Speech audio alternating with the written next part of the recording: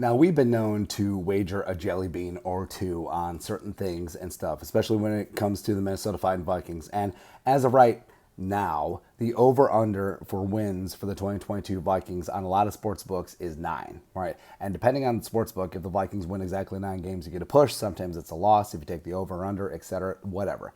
But that's stealing. And now, this is certainly not financial advice. I'm not a sports picks guy, but also, it really bugs me when the so-called sports picks experts, like, they really fluff up their numbers by taking money lines by huge favorites, and then it's whatever. Anyways, so yeah, don't take this to heart. But what I'm doing is I'm taking a couple jelly beans, a couple of ducats. I'm putting it on the Minnesota Vikings to get the damn thing done. Over 9 wins. It should be easy peasy lemon squeezy. Because first off,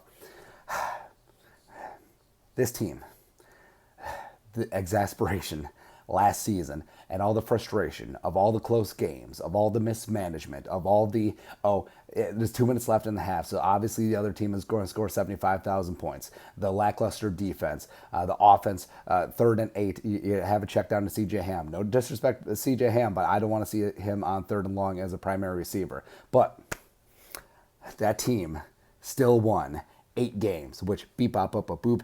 8 is slightly lower than 9. I think the Vikings can certainly get it done in 2022.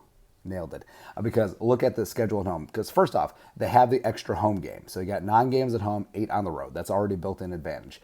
And you have the Bears, Lions, Packers. Oh my, lottie freaking da. And then also you got the Cowboys, Giants, Cardinals, Jets, Patriots, as well as Colts, and the corpse of Matt Ryan, coming into U.S. Bank Stadium. Whatever. Away, Bears, Lions, Packers, the octogenarian Aaron Rodgers. You got the Eagles, the football team, and Carson Wentz. Daniel Snyder may not even know the team by then. Who knows? You got the Saints and Jameis Winston, so he's good for a couple, at least 3 receptions by the Vikings defense. Well, I guess that'd be interceptions, but you know what I mean. And then also you got the Bills and Josh Allen. The Stephon Diggs Bowl. If he's still on the Bills by that time, I don't know. I think he's already championed at the bit for a trade. Stephon Diggs to the Chiefs? Question mark. They would never do that. And then you got the Bills and Tyreek Hill and Jalen Waddle and Tua. But actually, Teddy's probably going to be starting by then. I don't know. But you look at the quarterbacks. So Justin Fields and the Bears, they haven't really done anything to improve that offensive line. In fact, they made it worse because they let James Daniels go to the Steelers. So also, they're lacking a first-round pick. So you have Justin Fields, no Allen Robinson. Darnell Mooney is your only receiver of note. And even though he's pretty damn good, that's all that they've got. And they have a shoddy offensive line. Yum time. Then you got the Lions and Jared Goff. He's still Jared Goff. I don't care what he did at the end of the game against Zimmer's defense in Detroit. This ain't Detroit, man. This is the Super Bowl. Whatever. He's still Jared Goff. And then you got the Packers. Oh, you got Aaron Rodgers back at $95 billion, but you don't have Devontae Adams. Congratulations on Allen Lazard as your wide receiver 1. Or a couple of rookies. Whatever. Cowboys, Dak, sure. Giants and Daniel Jones. Me and Daniel Jones. Sucks. Garbage.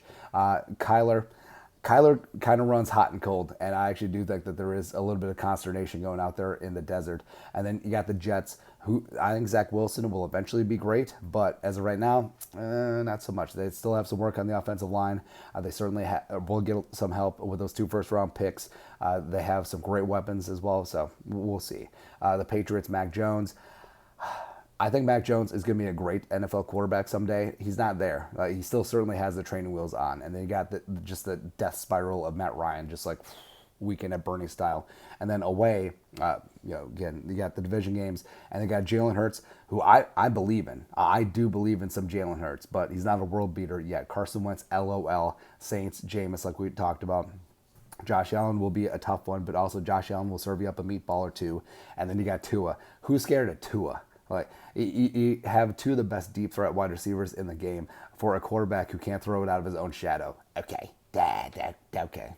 But like we said, Teddy's probably going to be starting by that. But, again, going back to last year, the frustrating thing about it is that this team still went 8-9, but the Bengals game week 1, the Dalvin fumble, when the Bengals are just like, he fumbled. And obviously there's video evidence that it was not conclusive that he fumbled, but whatever. It still stands. It still hurts. It still sucks. Whatever. So that's 1. And then you got Greg Joseph. That's 2. And then you got They got Cooper freaking Rush of the Cowboys. That's 3. You got the Ravens just marching up and down on Zimmer's defense, even though he's never had a bad defense. Whatever. And then 5, you got Jared Goff marching 75 yards and getting the 2-point conversion. So that's 5 wins. So all of a sudden, 13-4, wanting some more. We're not even counting the Panthers game where Sam friggin' Darnold, 96 yards and the 2-point conversion. And the only reason that we don't talk about that is because Kirk Cousins and KJ Osborne called game in overtime. But the fact that they even got to overtime is just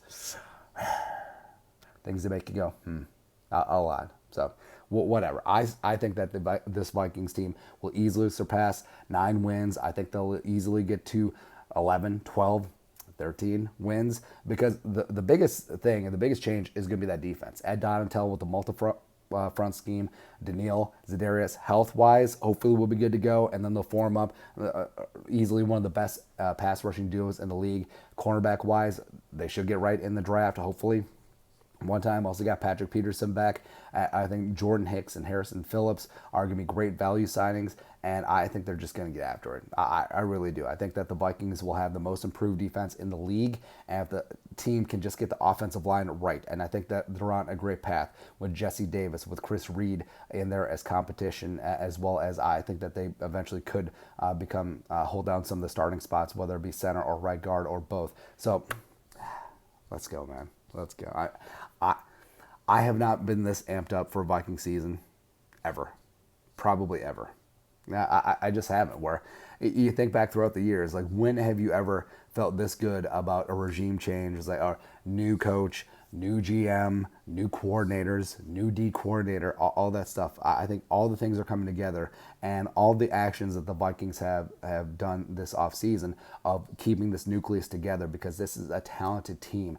The whole was less than the sum of its parts last season, and it came down to bad leadership and a toxic work environment that was promulgated over the last couple seasons. And also, you look back to 2020, I think the Vikings still had a lot of the similar issues that really permeated in 2021. But over 9 wins, child, please. Give me all of them. Give me all of them, man. But your thoughts are thoughts. The Vikings over under 9 wins. Who you got? What you got? Whatever. Let us know your thoughts in the comment section below. Subscribe for daily Vikings takes. Want to support the work? Put a little something in the Venmo. But till next time, Skol, production value.